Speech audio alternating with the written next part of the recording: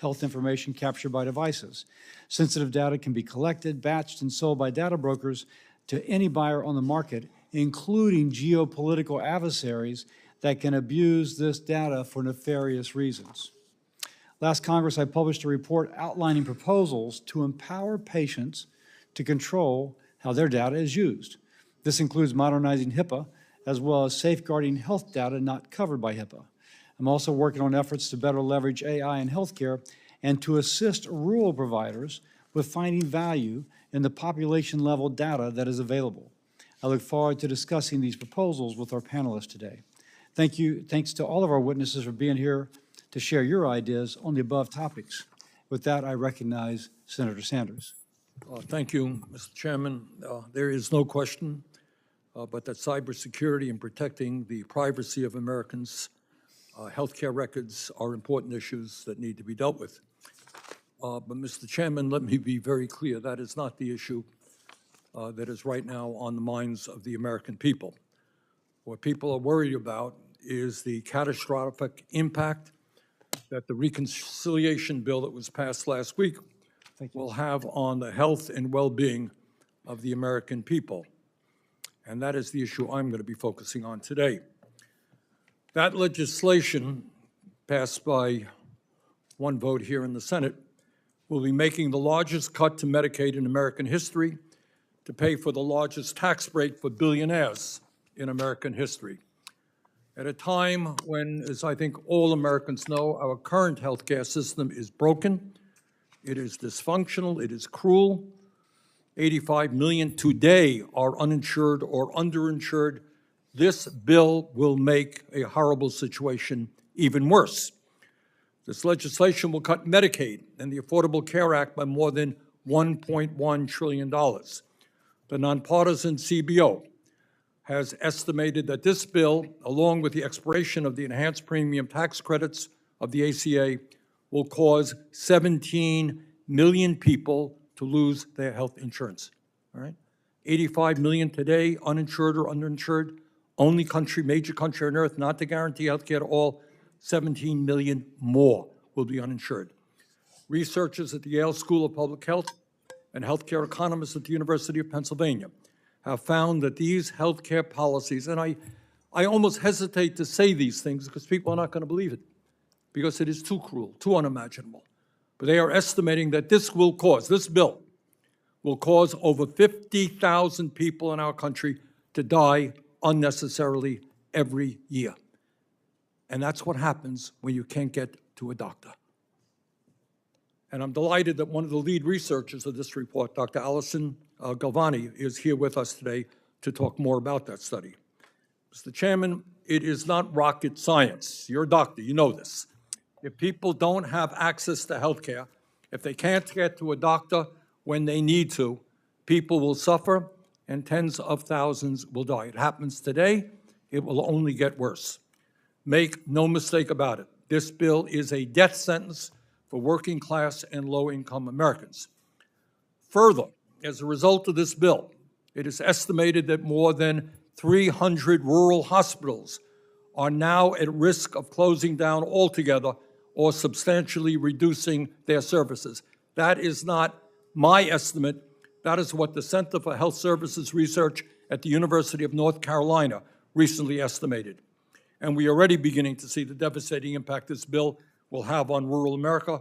The Curtis Medical Center in southwest Nebraska has already announced that it will be shutting down because it cannot withstand the cuts to Medicaid contained in this bill. And it's not just rural hospitals that are now in crisis as a result of this legislation. According to a recent study from the American Healthcare Association, as a result of this bill, 27% of nursing homes, I can tell you that in Vermont, nursing homes are in desperate shape today.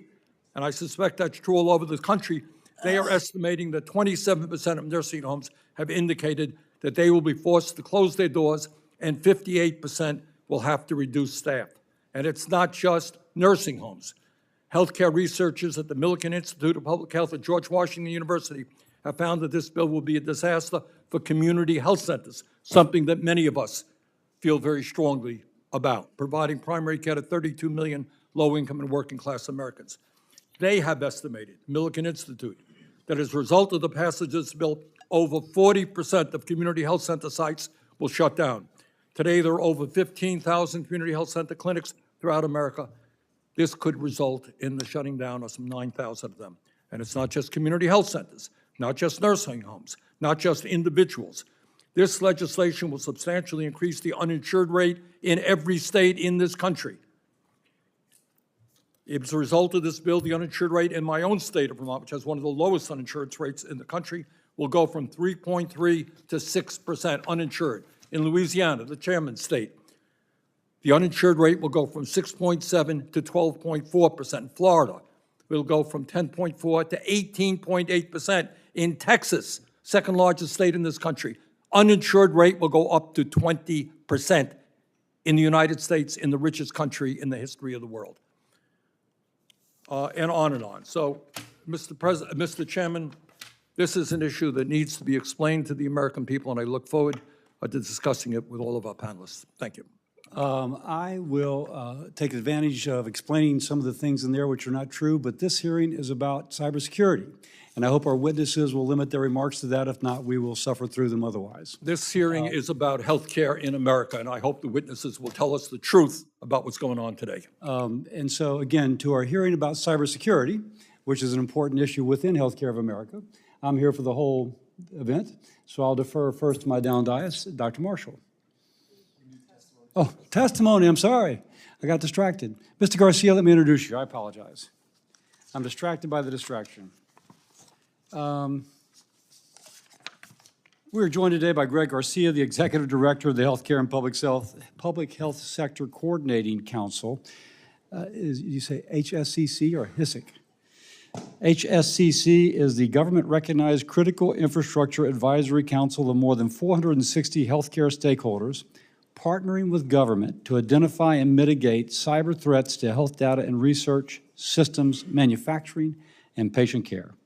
Mr. Garcia was previously appointed by President George W. Bush as the nation's first Assistant Secretary for Cybersecurity and Communications for the U.S. Department of Homeland Security. I look forward to hearing from you today, sir. Thank you for joining. Thank you, Mr. Chairman. Senator Sanders, thanks for inviting me to testify. You did a good introduction of the Health Sector Coordinating Council, the Cybersecurity Working Group. I'm the executive director of that. As one of 17 designated critical infrastructure councils, we partner with government under a national policy framework to identify and mitigate cyber threats to the healthcare system. So our sector faces a number of critical threats and disruptions that involve health data and research, administrative, financial, and operational systems, medical product manufacturing, and most importantly, patient care. So this is where we are today. Because of cyber and ransomware attacks on the health system, hospitals turn patients away, unable to care for them because systems are down and patient records are unavailable. This impact is especially dire for small, rural, resource-constrained health providers. Insurance companies lose millions of health records to hackers who use them for identity theft and reimbursement fraud. Pharmaceutical and medtech manufacturing can grind to a halt when computer-operated factories are disabled or corrupted. Cyber vulnerabilities in third parties that support the healthcare industry can result in cyber disruptions that threaten patient care and health systems, and corrupted or lost population health data impede the ability of public health agencies to track infectious disease and other health concerns. Against this backdrop of persistent threats and attacks, the Cyber Working Group has led dozens of work streams, sometimes jointly with Department of Health and Human Services, to build an arsenal of defenses in the form of cybersecurity best practices. They're all developed on the imperative that cyber safety is patient safety. Over the past 7 years, we have so far issued 26 of those resources and 15 policy advisories. They are all available for free on our website at healthsectorcouncil.org. But we're not doing this alone, nor should we. Until recently, we have been collaborating with government under an advisory committee framework called CPAC. This allows the government to meet with us and all critical infrastructure councils in a protected environment to share sensitive information and consider strategic policy options. But the CPAC framework was canceled earlier this year for reasons that are puzzling to us. This leaves government out of the discussions that can help us collectively counter the adversary. Now, we are the private sector owners and operators of the health system, and it is our responsibility to ensure its security and resiliency. But the government should be at the table with us, and they should be able to promote to the broader community our effective cybersecurity resources that we have spent so much time and energy on, and that we can hold ourselves accountable to. We hope that CPAC or some revised version of it will be reinstated stat. This applies equally to our recommendation that the Congress reauthorize the Cybersecurity Information Sharing Act of 2015, which expires in September. This law supports industry's ability to voluntarily share sensitive information, threat and vulnerability information with the government without fear of regulatory jeopardy or public disclosure. The second thing I want to say, Mr. Chairman, refers to a proposed update to the HIPAA security rule published in January, which you referred to.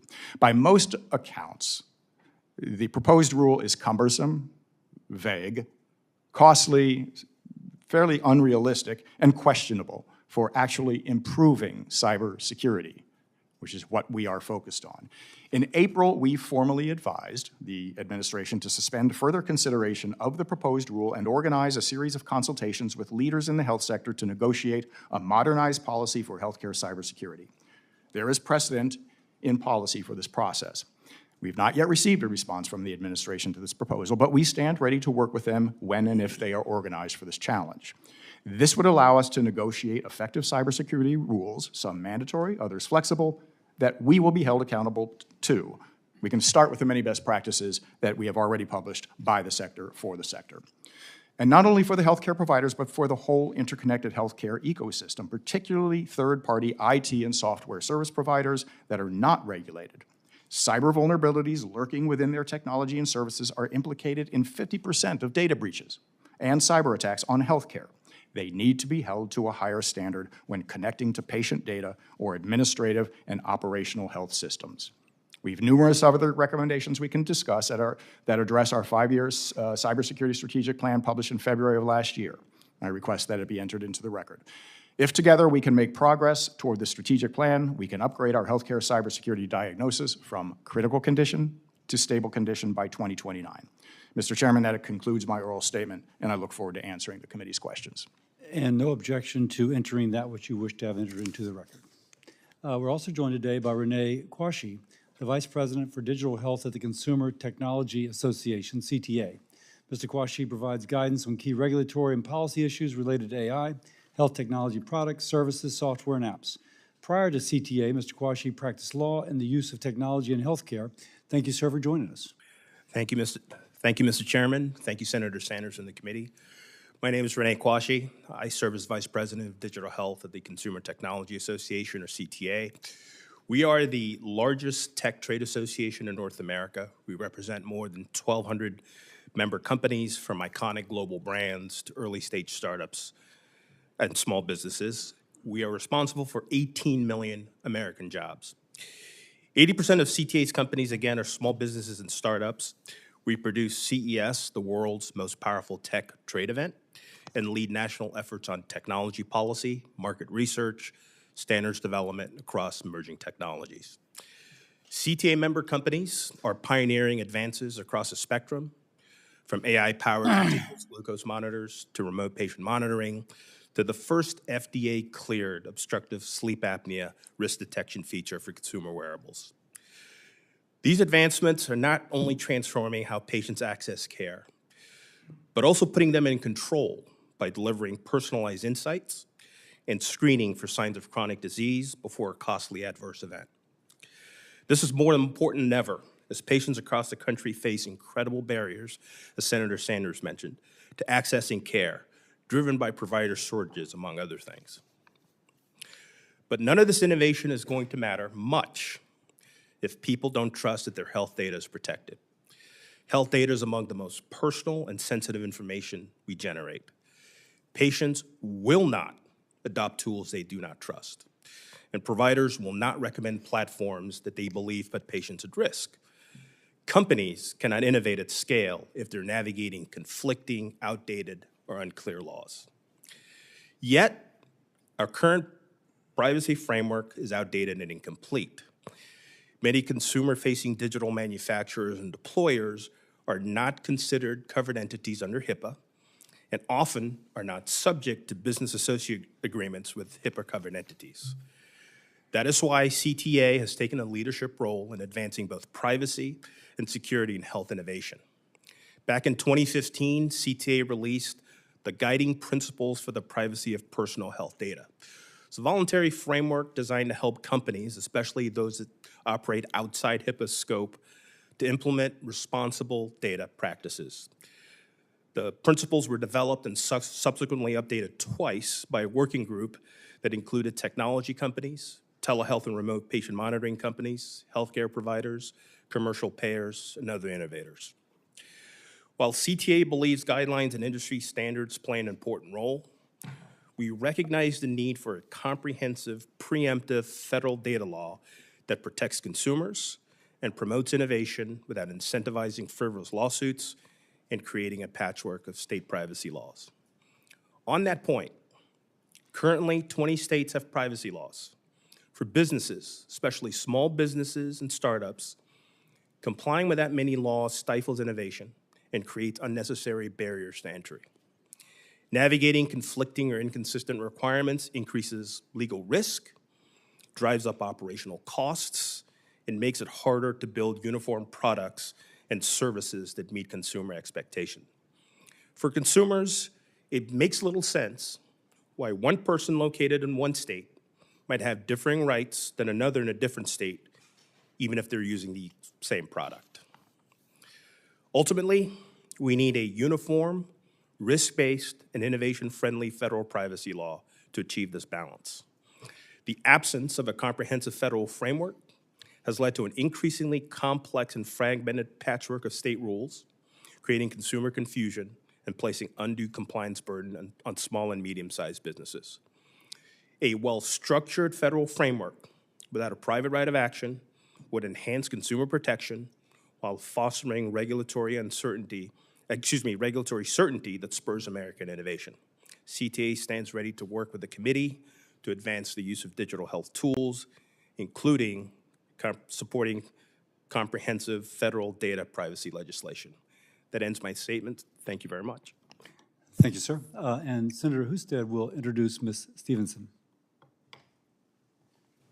Thank you, Mr. Chairman. We are joined today by Linda Stevenson, who is the Chief Information Officer at Fisher-Titus, an acute care hospital in Norwalk, Ohio, near the north coast of our great state.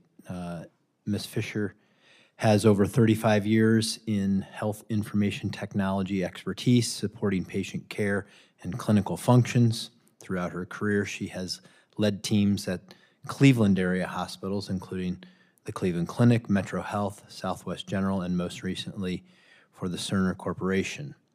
Linda received her MBA from Cleveland State University, and I look forward to hearing from her today, and I want to thank you for joining us, Ms. Stevenson.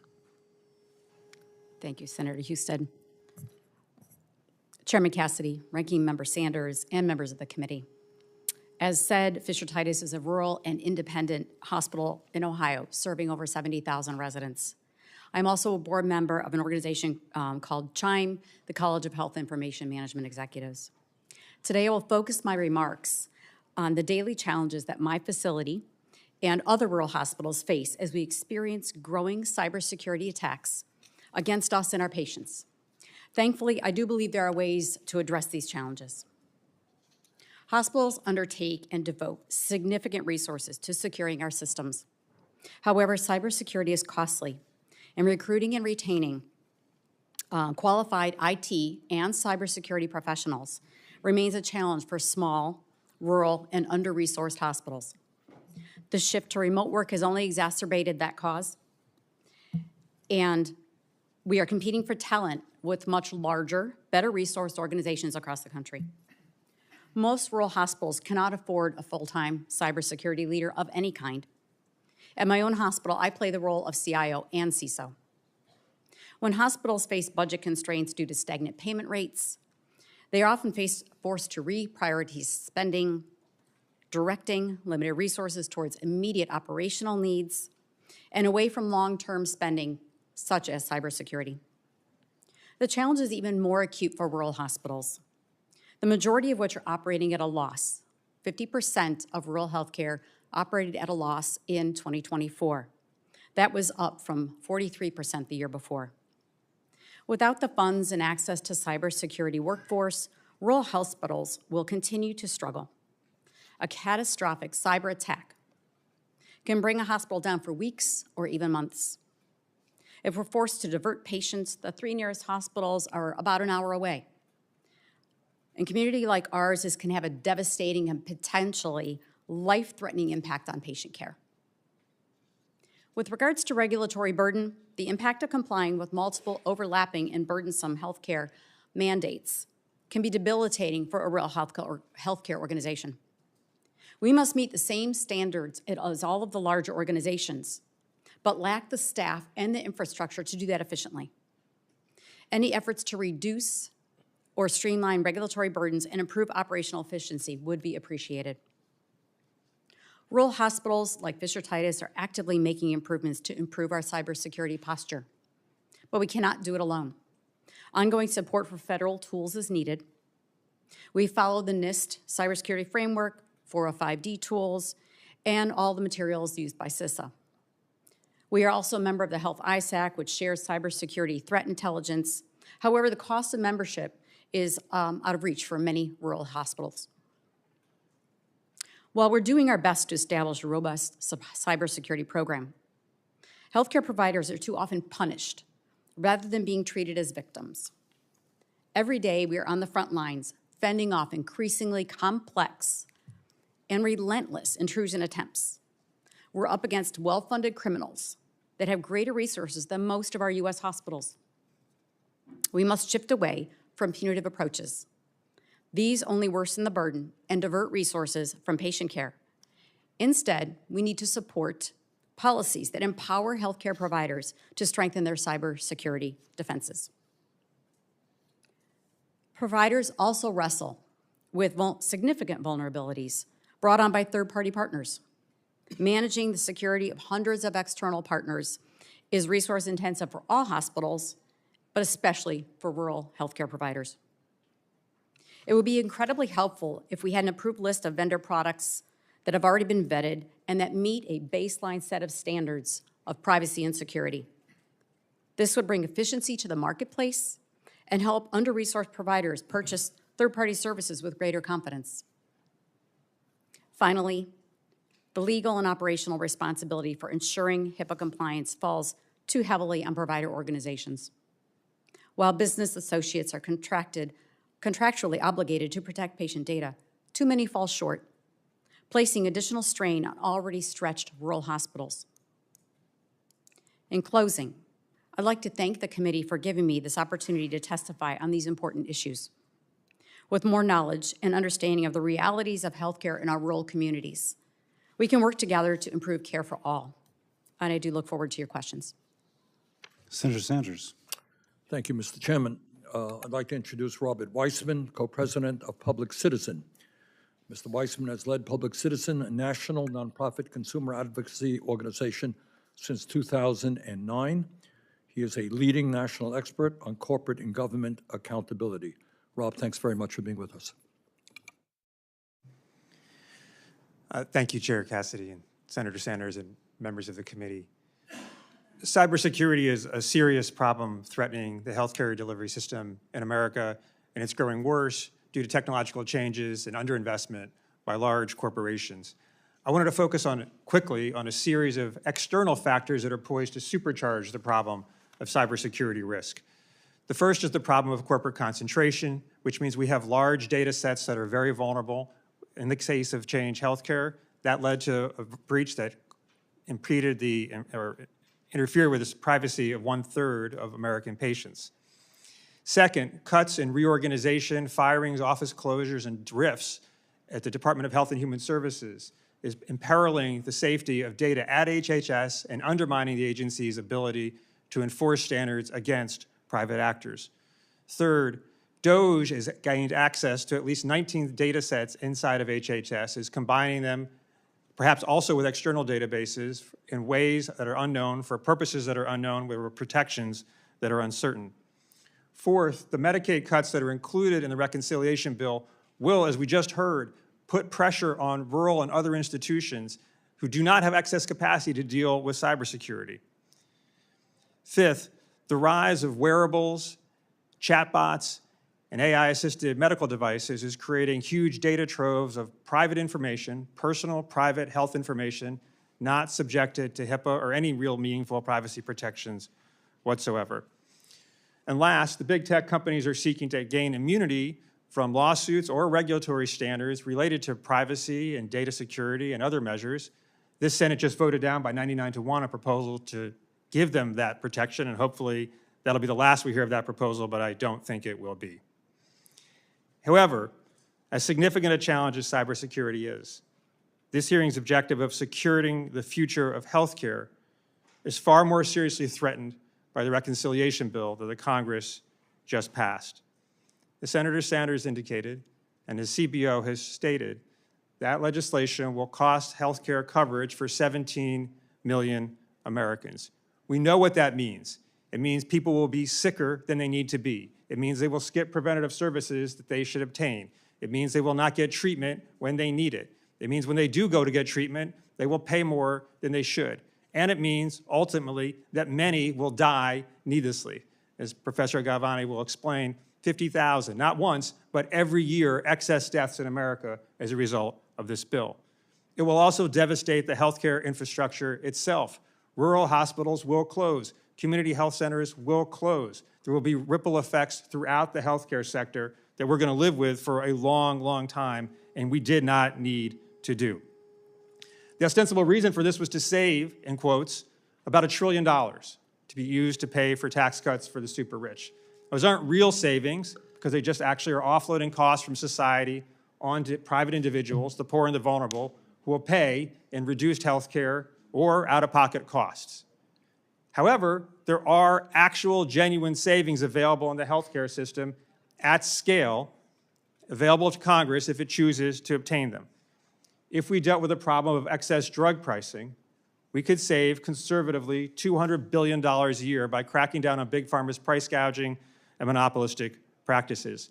At a 40% cut, the country would be paying the same as the VA, but nothing more than, but still more than other countries. We could save $100 billion by ending privatized Medicare. Those savings would actually save us money by increasing efficiency, ending waste and abuse, and expanding coverage and quality of care.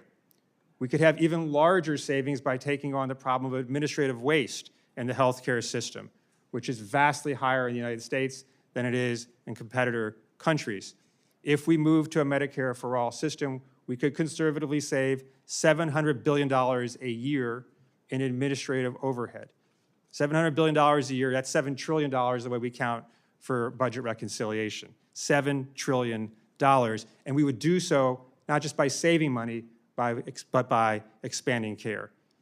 That is the way forward for this country, not to cut back and punish the poor and vulnerable, but by deliver on the nation's promises, expand healthcare, crack down on corporate abuses, and deliver the quality and affordable care that all of us need, deserve, and have a right to.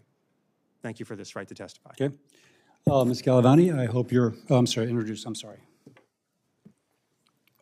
I'd like to introduce Dr. Allison Galvani, who's a professor at the Yale School of Public Health. Dr. Galvani is the founding director of Yale Center for Infectious Disease Modeling and Analysis. She conducts health economic modeling on a range of public health challenges, including infectious diseases and policy changes from insurance losses. Dr. Galvani, thanks so much for being with us. Thank you for the invitation to testify about our research. In collaboration with the University of Pennsylvania, we recently evaluated the public health ramifications of the reconciliation bill. According to the Congressional Budget Office, as been mentioned, 17 million people are poised to lose their health insurance. We found that as a result, over 51,000 Americans will die unnecessarily every year. Beyond mortality, we estimated the repercussions for the treatment of chronic conditions. We project that with the loss of health care, over 130,000 cases of diabetes will go untreated, along with 101,000 cases of substance use disorders, 165,000 cases of hypertension, and 201,000 cases of mental illness. As they lose access to care, these people will face diminished quality of life and what would have been avoidable suffering. These figures don't even account for how cuts to nutrition programs will further erode health. Medicaid requirements are ostensibly presented as cost-saving measures. In practice, they do the opposite.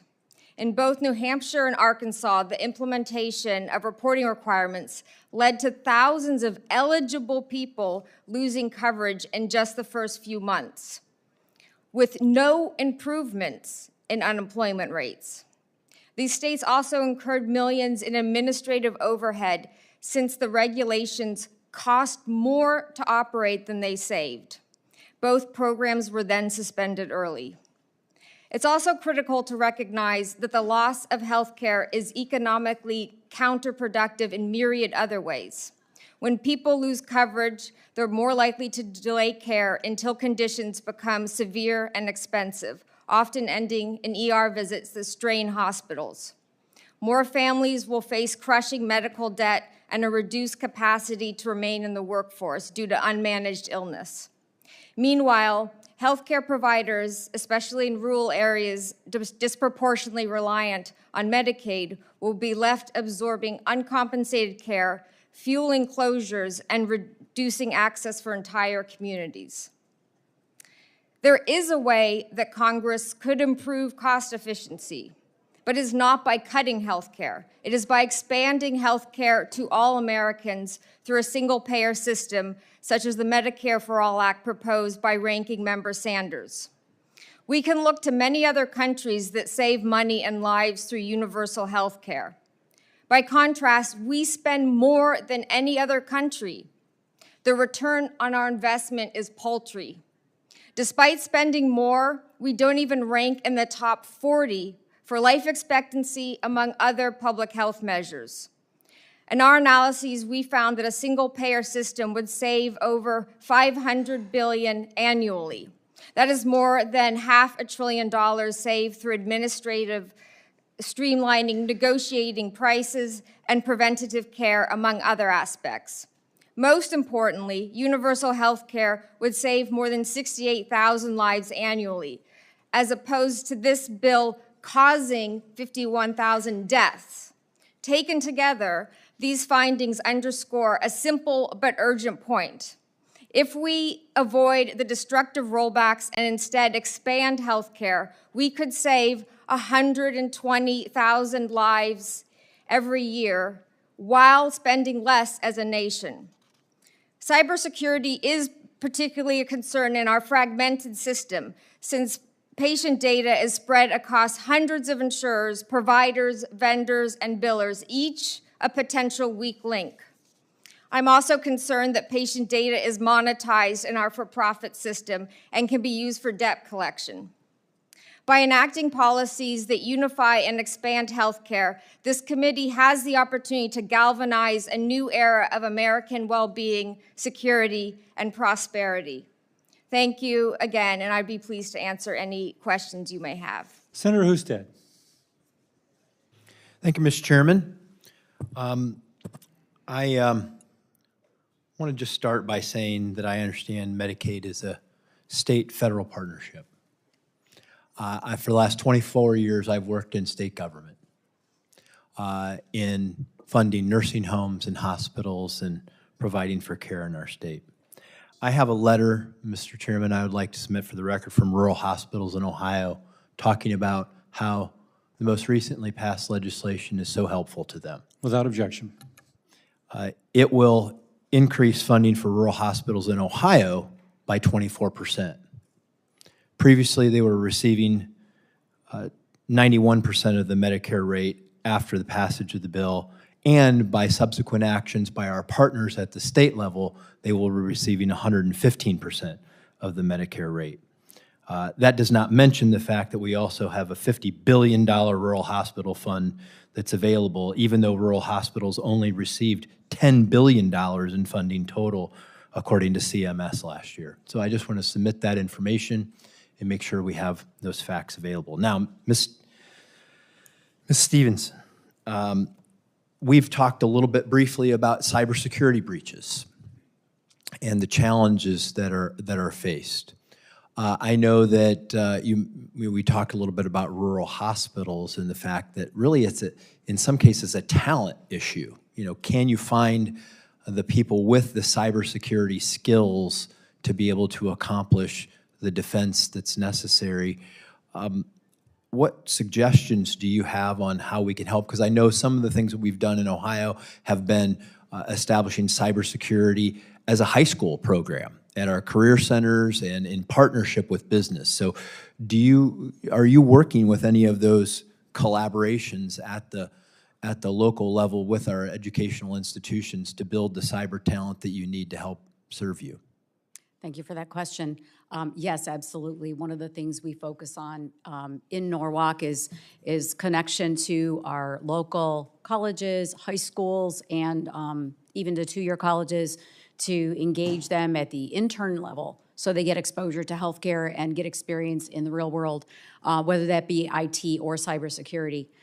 We very much agree with that approach and want to take a thought back to when Meaningful Use came out years ago, and we put out there grants and programs to provide more education on meaningful use in informatics back then, and is that an opportunity for us to try that again with cybersecurity, given the new focus going forward, to encourage young people to go into that path?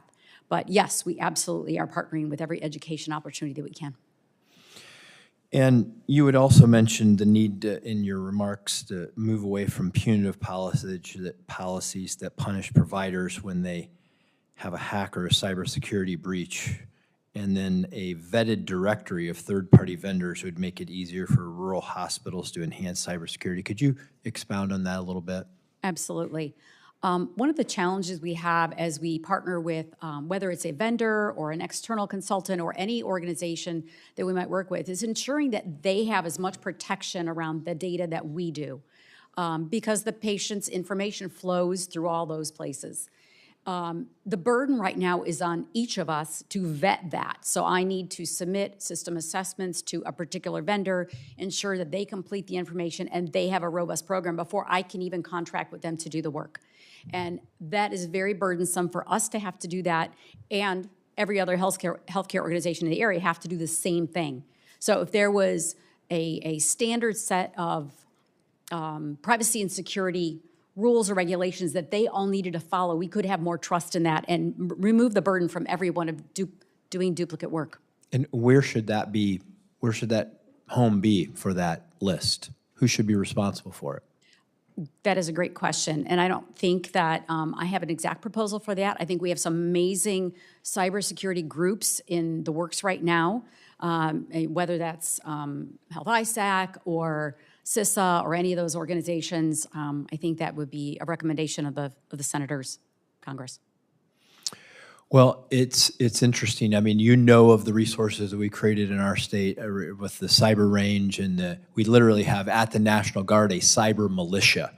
We think of militia as people carrying weapons. Well, this is a group of cyber militia that's literally trained to help respond in times of crisis.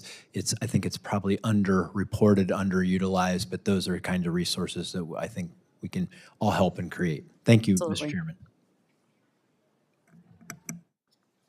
Chair recognizes Senator Sanders. Thank you, Mr. Chairman. Dr. Galvani, you and your colleagues at Yale and the University of Pennsylvania have estimated that 51,000 people will die each year as a result of this reconciliation bill. How did you come up with those estimates?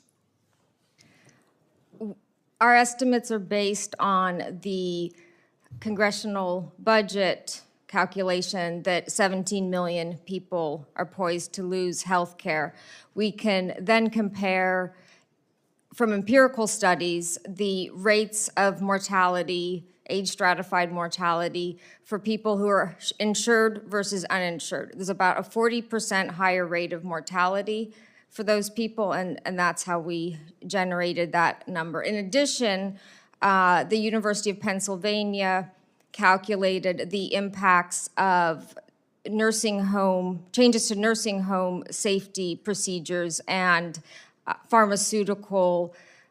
the removal of pharmaceutical subsidies for seniors and Medicare. A moment, I'm sorry he left. Senator Husted thought that this legislation would be a positive for rural hospitals, quoted a statement from some folks in Ohio. The University of North Carolina has estimated that this legislation will cause over 335 rural hospitals in America to shut down or substantially reduce the services they provide. Mr. Weissman, what is your sense about how this legislation will impact rural hospitals throughout the country? Although I'm from Ohio, I don't know what that reference was, but I think the best evidence is it will be devastating for rural hospitals. And the $50 billion was about a third of what's going to be lost overall for rural hospitals from the bill. I think what you just said is really important. A significant number will close. Others that stay open will massively scale back the services they offer. And as we know, what that means for people in rural America is that they're going to not get access to care. Often the rural hospital is not just one of many hospitals, is the one that they can go to, and the choice is to not go at all. There are also economic linchpins and community centers. We're going to see really the de-atomization of rural America worse as a result of this Medicaid cutback. Okay. Ms. Stevenson, I know that you're not the CEO of your hospital. Do you have any thoughts about the impact of the reconciliation bill on rural hospitals? Certainly, we are spending a lot of time doing evaluation of that right now because it's so recent. I don't have any details. However, I can tell you that any cut to our organizations, if that were to arise, depending on how that's appropriated throughout the states, it means fewer dollars to invest in, whether that's for patient care or it's for cybersecurity. So more to come, but we are certainly watching it closely. Thank you. Dr. Galvani and Mr. Weissman talked a little bit about rural hospitals. We talked about the impact on primarily low-income and working-class people who will lose their health care. According to a recent survey, 27% of nursing homes in America, and that's just an issue, Mr. Chairman, we don't talk about enough. I could tell you that in Vermont, nursing homes are struggling, but this bill will make that situation even worse. There are estimates that up to 27% of nursing homes indicating that they will be forced to shut down, and 58% are reducing their staff as a result of the bill. Anybody want to comment on the impact of this legislation on nursing homes? Rob? Well, as you know, Medicaid is how most people pay for nursing homes. Medicaid also provides reimbursement to people for Medicare costs who are living in nursing homes. That's going to be restricted. I know this from a personal experience. Many of us do. Nursing homes provide crucial assistance for people in their later years. If they can't go, which is what it means, there's incredible suffering that's going to take place and intolerable burdens on the families as a result. Okay, well, thank you very much. Well, among the half-truths being promulgated, the nursing homes are carved out of this legislation, so I'm not sure how they're going to be affected. That said, let's go with some real. Mr. Chairman. No, sorry, I got the gavel. No, I got the gavel, Bernie. This is about cybersecurity. Thank you all for those who actually talked about cybersecurity. I really appreciate that. Okay, Ms. Stevenson says, Mr. Garcia, Mr. Quashie, that she needs a good housekeeping seal of approval on vendors. That seems like something you two could do. Is there nothing out there that would say to someone like Ms. Stevenson, You don't have to do an independent survey. No, we give you a good housekeeping seal. And keep your answers tight, please. Got a lot of questions. Senator, yes, that is something we've been thinking about in the Sector Coordinating Council, is how do we evaluate all of those third-party service providers for their cybersecurity expertise?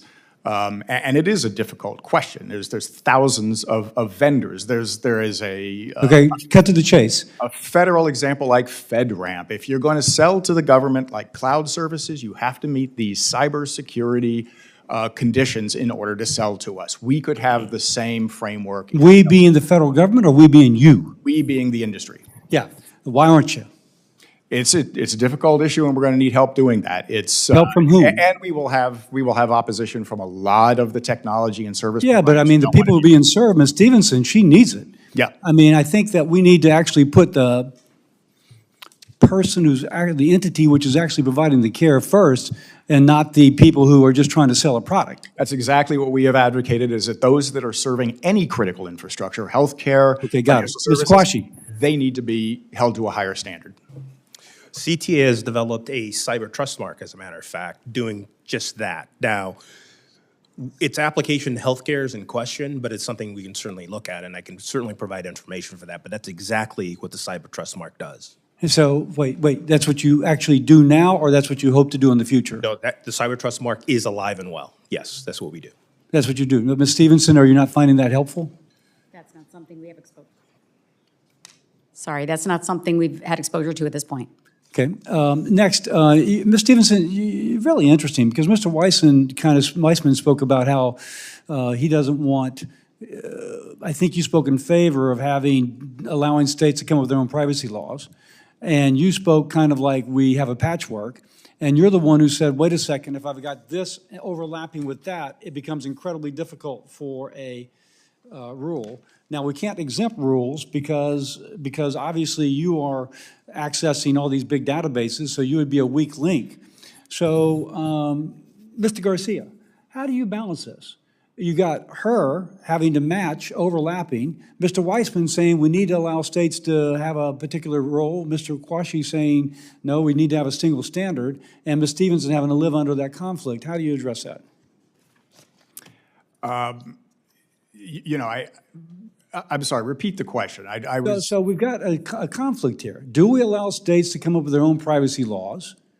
Or, as Mr. Quashie says, do we preempt to have a single standard, recognizing that maybe there's something peculiar to sensibility in a particular state, but Ms. Stevenson is telling how she's having to live under overlapping and the expense. Yes, sir. I think that has been a long-standing issue, that having too many privacy laws and reporting laws to comply with is very expensive and inefficient. And if we could centralize. But you're not saying do away with HIPAA. I think you would agree with strengthening HIPAA. I look at HIPAA in terms of the security rule, and that's the most important thing. And we need a security rule in HIPAA that is modernized according to today's standards. According to what standards? Today's standards in terms of the cyber threats that we are facing, in terms of the widely distributed digital infrastructure that is supporting healthcare. We need to have a HIPAA security rule. So is there anyone here that would object, for those who spoke about cybersecurity, is there anyone here who would object to having HIPAA begin to cover the medical information which is sent out by wearables? No objections. Yeah, I think we would have an objection because HIPAA is a healthcare law for healthcare stakeholders. But Mr. Quashie, if I've got a watch which looks at my kind of gait and how often I fall, and then I'm falling regularly, that could indicate that I've got a medical condition which could cause some sort of underwriting under any person. Would you agree with that or disagree? I would agree with that, but we would suggest that a new federal privacy law that covers non-HIPAA covered entities, among others, with some specific health provisions is the way to go. Because a lot of these non-covered entities under HIPAA have both services and tools that have healthcare and non-healthcare uses. A lot of these companies are not healthcare companies. Yeah, but nonetheless, if they have the data they're accumulating is healthcare data. It is healthcare data, but it should be covered under a new law which reflects current healthcare and data use realities. So would it have less teeth and less? No, we actually would say more teeth, better enforcement, and better guidance for stakeholders that can follow one set of standards. We want state laws preempted because currently we have, as I said in my opening, we have 20 state laws. It's very expensive and cumbersome to try to comply with varying standards. I think one standard would be perfect. Sounds great. Senator Hassan. Well, thank you, Chair Cassidy and Ranking Member Sanders. I want to thank the witnesses, not only for being here today, but for the work that you do. And while today's hearing topic of cybersecurity is indeed an important one, and I do have a couple of questions about it, I want to start by acknowledging the larger threat to our hospitals and the health of our constituents today, which is the threat of the $1 trillion in healthcare cuts that President Trump signed into law last week. And with respect for the chair, I do want to say that there are provisions in the bill that was signed that will impact nursing homes, including the retroactive coverage provision. Many of our rural hospitals are also going to be impacted in significant ways. They already operate on thin margins, and these cuts to Medicaid and the Affordable Care Act will force many rural providers to the brink of closure. So I want to start with a question to you, Ms. Stevenson. In your testimony, you talk about how the rural health system that you work for serves many patients covered by Medicare and Medicaid. Nearly 80% of your patients are covered by public insurance. You also discuss in your testimony the financial constraints that rural hospitals are operating under. Ohio is set to lose tens of billions of dollars in Medicaid funding over the next decade because of the Republican budget bill that President Trump signed into law, with more than 400,000 people in your state losing their coverage. What challenges will your hospital face as a result of these coverage losses? Thank you for that question. Challenges that we would face if that is the way it comes to bear would be reduction in staffing, reduction in budgets, which we're already looking at to see where we can consolidate, probably closure of services that are not as profitable, but sometimes we've had a tendency to stay longitudinal in our care and try to provide everything from birth to death, but we'd have to look closely at all of those. Thank you. Now, Mr. Garcia, as you know, last year there was a ransomware attack on Change Healthcare that exposed the personal data of more than half of all Americans. Many Americans didn't receive a notification from United Healthcare until more than a year after the hack, meaning that their data had been exposed and potentially available on the dark web for a full year before they were notified. Mr. Garcia, how can we improve the healthcare system's accountability to patients when breaches like this happen? Yeah, thanks for that question, Senator. I can't explain that long delay. What we've done in the Sector Coordinating Council is to try to map the entire healthcare sector and find out where are those other critical services and utilities like Change Healthcare that could be choke points that if severely disrupted could impact the entire sector. So we are mapping that out now. And this goes back to a lot of the third-party service providers, technology providers that the chairman was referring to. How do we identify the risk like that kind of service and then manage against that risk? Excellent. So that we don't have loss of patient care and liquidity. Well, and I think Senator Cassidy has already mentioned it, but he and I introduced a bill last year to improve minimum standards for health cybersecurity and for breach reporting. I look forward to continuing to work on that on Congress, and I assume that that might be a good step forward as well. Absolutely. We'd like to work with you on that. Thank you. Ms. Stevenson, I have a question related to your role overseeing the cybersecurity for a rural community health system. Following the Change Healthcare hack, I worked with 3 of our small rural hospitals in New Hampshire to get them resources from United Healthcare and the federal government so that they could stay open. Even with this short-term assistance, the recovery from the hack is still ongoing. For example, one New Hampshire hospital is still working to catch up on last year's backlog of claims and reporting requirements. How can the federal government help rural hospitals address the long-term impacts of cyber attacks? That's a great question, and one I've given a lot of thought about. I think a couple of things. One, leniency in areas of required breach reporting. So if we are all part of a breach, our focus is not the breach reporting, our focus is recovery. Right. So giving us some leniency there. Extension of claim processing deadlines. So there's a limitation on claim processing, 30 days, 60 days. We may not make those. Yeah. Thus, direct financial loss. Assistance with any advance payments in anticipation of a slowdown in cash flow. Right. Whether that's loans, et cetera. Support with emergency services that we might need to respond and recover. Sometimes we don't have the technical expertise in-house. Right. That would be another opportunity. And then remove liability concerns. This is what we're all talking about here is we need to be able to talk to each other, to connect to each other and disconnect to each other with good conversation. But we're all afraid to talk about it. And if we have that opportunity and less liability, that would be very helpful. Yeah. And I will just say very quickly on the Change Healthcare hack, one of the things that really just blew my mind, frankly, was the loan terms that Change and United Healthcare tried to impose on the rural hospitals who had been impacted by their breach. I mean, they were just completely unfair loan terms. We worked it out with them and we pushed them to just give the loans that the hospitals needed to have their cash flow protected. But that's one of the things we need to look at too. Thank you, Mr. Chair. Thank you, Senator Hessen. And Senator Hawley.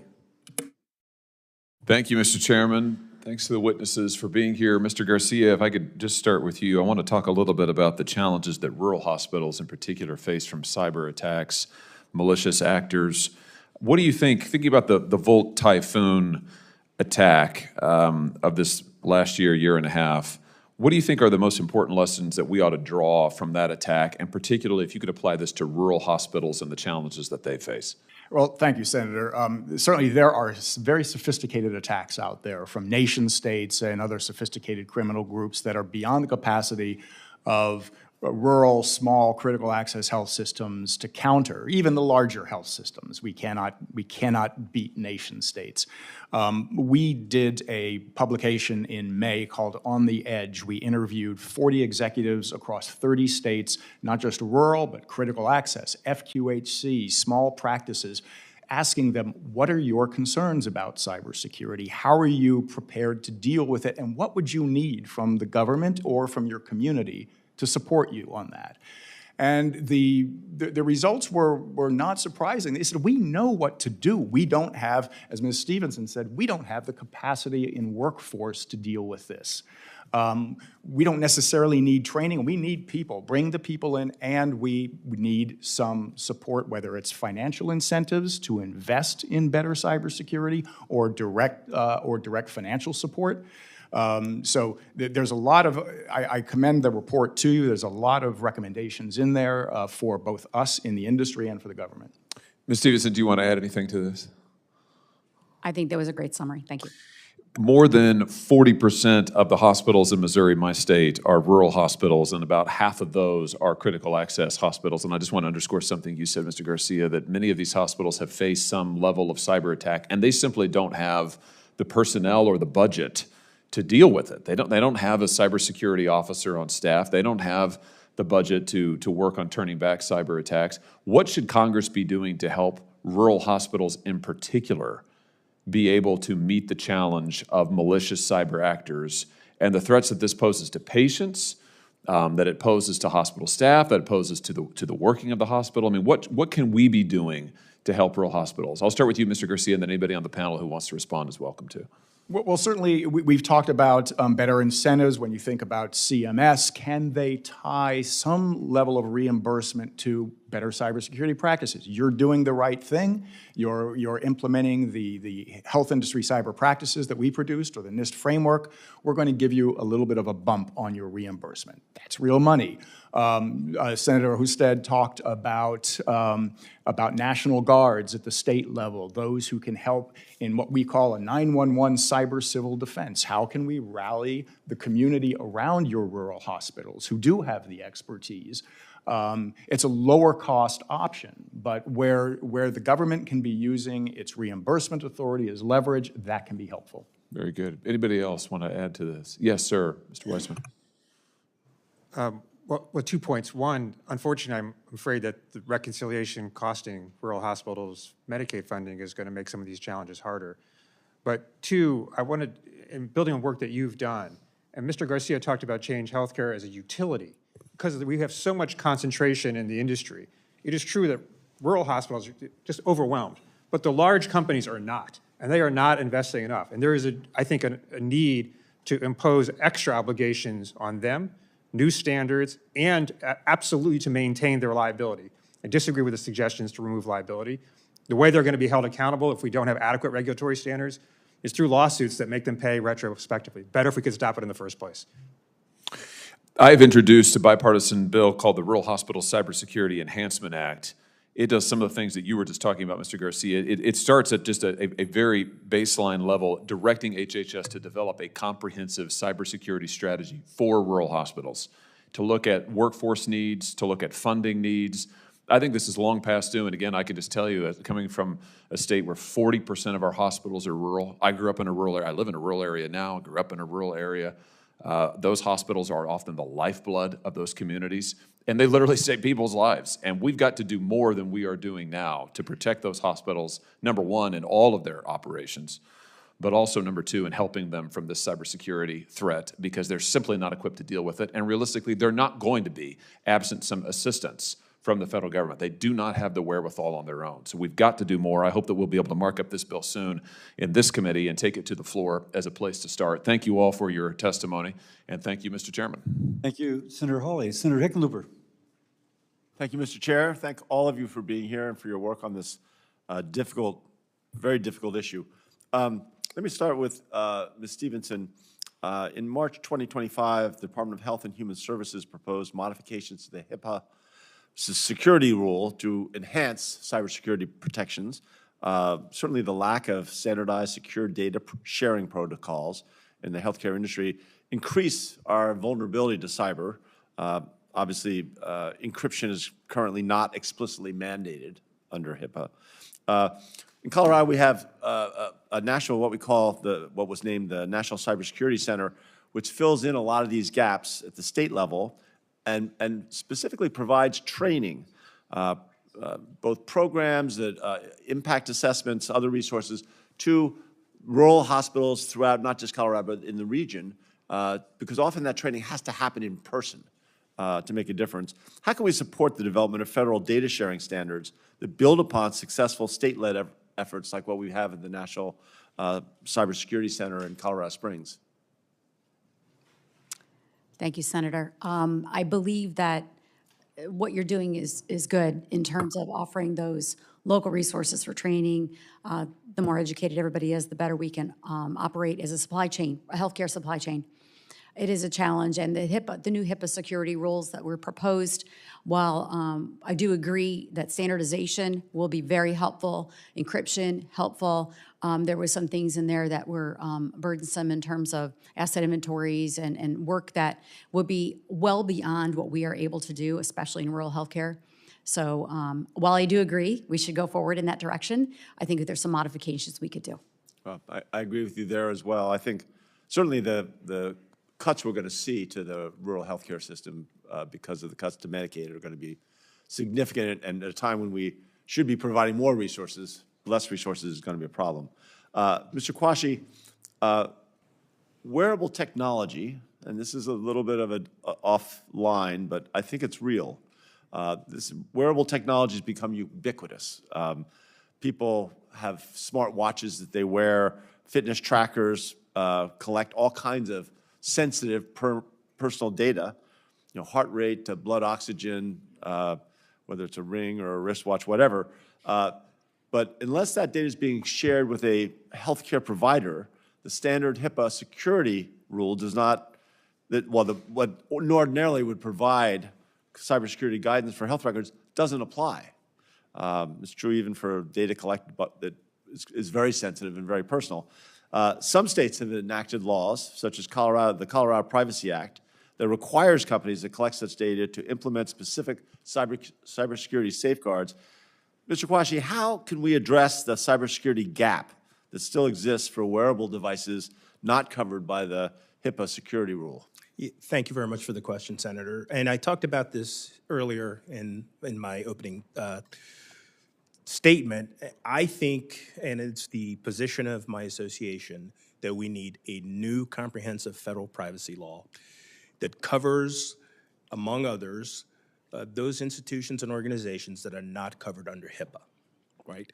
And a couple of things to mention there is that for us, preempting existing state laws is going to be very key. So we have one standard that consumers and other stakeholders can adhere to.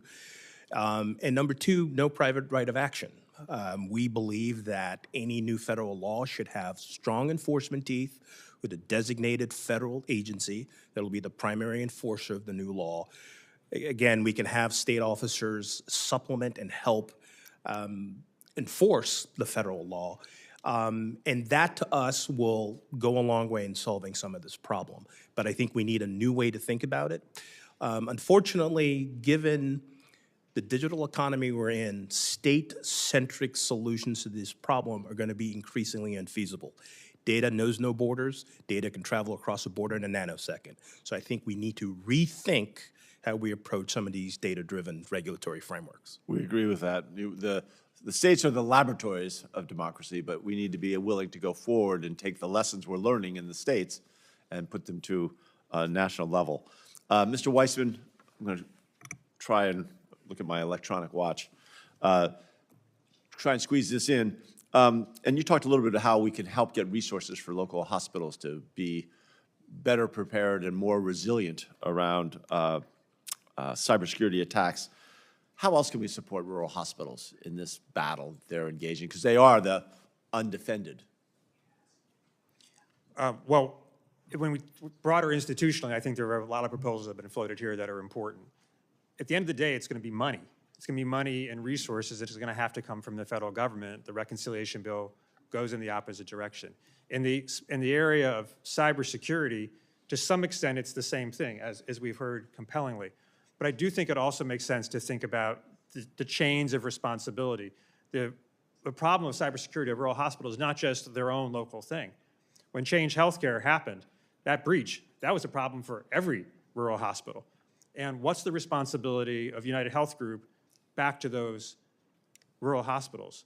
What should they have done in the first place to be more preventative? What should they have invested? They do have the resources, unlike the rural hospitals. And I think we need to be thinking much more about these top of the food chain players as well. Thank you. I yield back to the chair. Thank you. That ends our hearing. I thank the witnesses for being here. For any senator wishing to ask additional questions, questions for the record will be due at 5 p.m. Wednesday, July 23rd. Thanks for being here. Mr. Chairman, I'll ask you Committee stands adjourned. Something into the record? No? That's very nice. Thank you.